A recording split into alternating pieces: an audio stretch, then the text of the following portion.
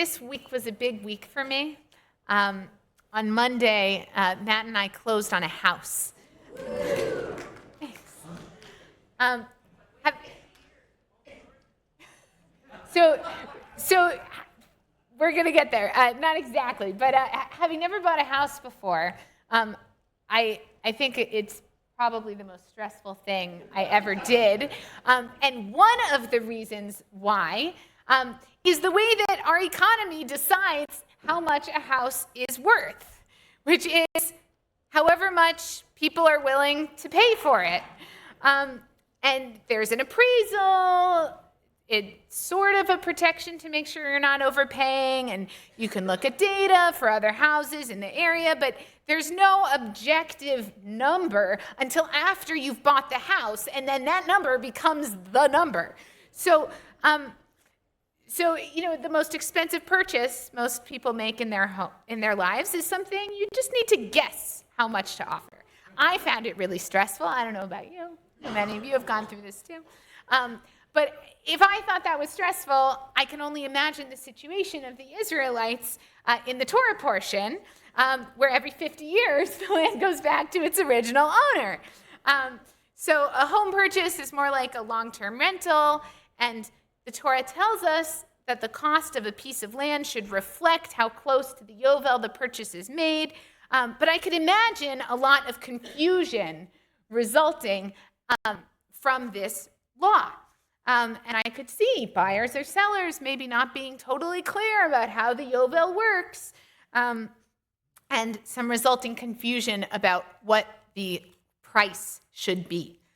So it may not be surprising that in the context of this law, the Torah specifies. It says, when you sell property to your neighbor, or when you buy from your neighbor, you shall not wrong one another. Right? This exchange is an opportunity for maybe someone with more information, right, to extract money or extract a deal that's better than it should be out of the other person, right? It says you should not wrong one another in this exchange. And a few verses later, it repeats itself. It says, do not wrong one another, but fear your God. I, Adonai, am your God. The rabbis suggest that this warning is not just about overcharging or underpaying on a house, but it's actually about any number of ways that people might deceive each other or take advantage of each other, first in business dealings, but also even outside of business. Because the command is repeated, the rabbis say that the second time refers to general ways that people can harm each other through speech. The concept is called ona'at devarim, harm through words. So you have ona'at mamon, right, harm or deceitful business doings, and then you have ona'at devarim, harm through words or deceitful words. I had a long discussion with someone yesterday trying to figure out the right way to translate it, but we can go with that for now. And I thought that what we could do together today is actually take a look at a list from the Talmud of ways that people might harm each other through speech, right? Examples of this ona'at devarim. And I thought that we could look at it together and reflect on what what the rabbis are trying to teach us. So I've got source sheets here.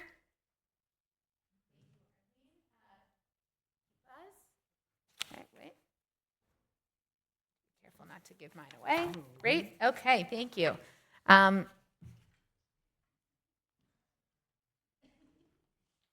So here we are. I'll get started reading and then we can discuss. A person shall not exploit their fellow, right? That's that same citation, lo tonu ish et amito. And that's the second time it lists it. In this verse, the Torah is speaking about exploitative speech. This word ona'at devarim. Ketzad? What does this look like? How does it manifest? So I I put numbers here in the English to help us a little bit. If one is a Baal Tshuva, they translate it here as a penitent, right? Maybe someone who didn't used to be observant, now they are. Maybe someone who used to be engaged in things they shouldn't be, now they're not. Another should not say to them, remember your prior deeds. If one is the child of converts, another should not say to them, remember the deeds of your ancestors. If one is a convert themselves and is coming to study Torah, another should not say to them, the mouth that ate non-kosher food is now coming to study Torah, which was spoken from the mouth of the Almighty. If one is experiencing suffering, another should not respond as Job's friends did, and this translation adds in the word as insensitively as Job's friends did, saying, isn't your fear your foolishness, your hope and the perfection of your ways? Remember now who is clean and who has been destroyed. In other words, maybe you deserve what bad things are happening to you. Number 5, if there were donkey drivers asking one for feed, do not say to them, go to so-and-so who sells feed, when you know that that person has never sold. Number 6, Rabbi Yehuda says, one shouldn't even look too much at merchandise at a time that one doesn't have money. And this is something that only the heart knows. And about anything that only the heart knows, it is said, you should fear your God. Okay. So these are the 6 examples given by the Talmud for ona'at dvarim, which harm through words or deceitful words, which is understood in some ways to be parallel to the kind of harm you might do in business dealings. But this is done not through money, but with words. So I'm curious if people have some reactions to these. What do we notice that these might have in common? Do any of these seem maybe like overreaching to you? Do these seem reasonable? How do you respond to this list? Some of them seem maybe not like the others. How do we feel about this list? Oh, thank you, Buzz. All right, you want to go to Sam and then Maylee.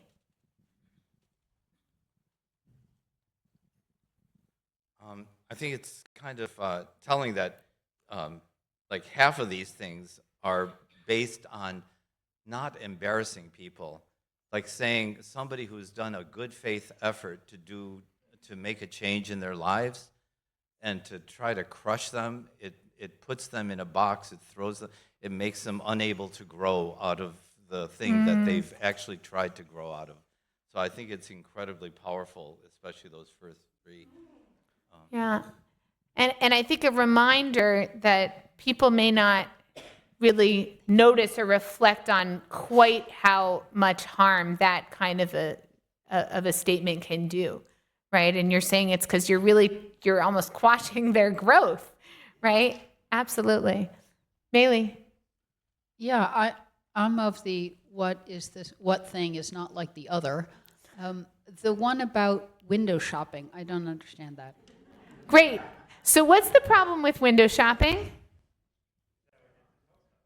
Great. The seller gets their hopes up. Is there anything else wrong with window shopping? Yeah, David?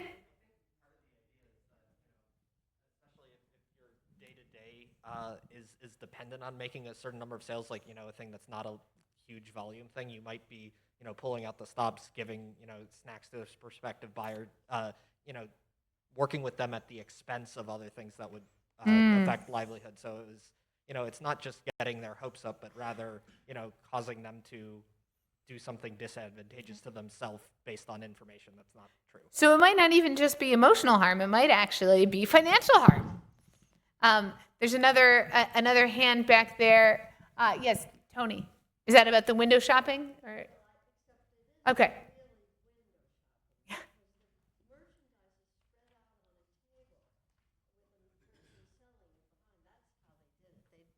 They didn't have indoor store. They weren't talking about indoor stores.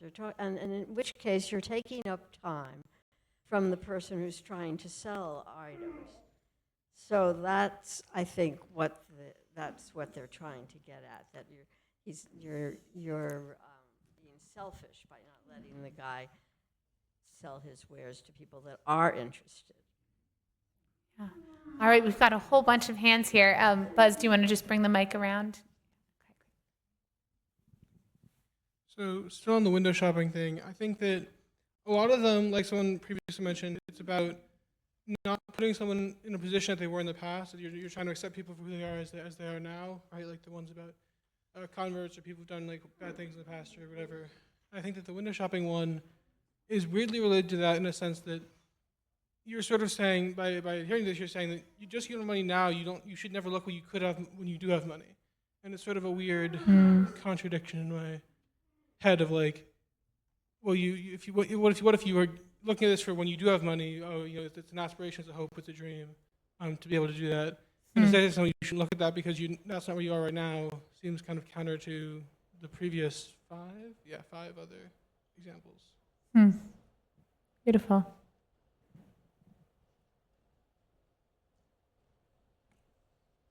I'm thinking about window shopping when you don't have money in the context of saying only your heart knows you should fear your God. And I'm wondering if there's a relationship between those two, that when you do not have money, when you are lacking, you should not turn your heart, as it were, to that which you do not have or cannot have, but you should always turn your heart to God and that which you should always fear God.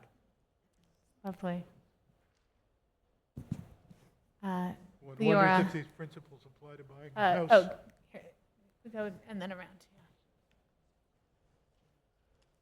So modern Western economics speaks about asymmetric information as if it's basically a qualified benefit, as if it's basically a good thing, that that if you know more than the other party, it helps to keep them on their toes, and everybody comes to the market trying to be as well informed as they are. By contrast, every one of these is taking somebody who's in a position of superior information and telling them not to hold that information over somebody else. And the sting is at the end, Yerata Elohim, that we're all in a position of infinitely inferior information with respect to our Maker. And therefore, to stand on it one over another is to divide us when we should be giving the helping hand and uniting. Beautiful. Leora.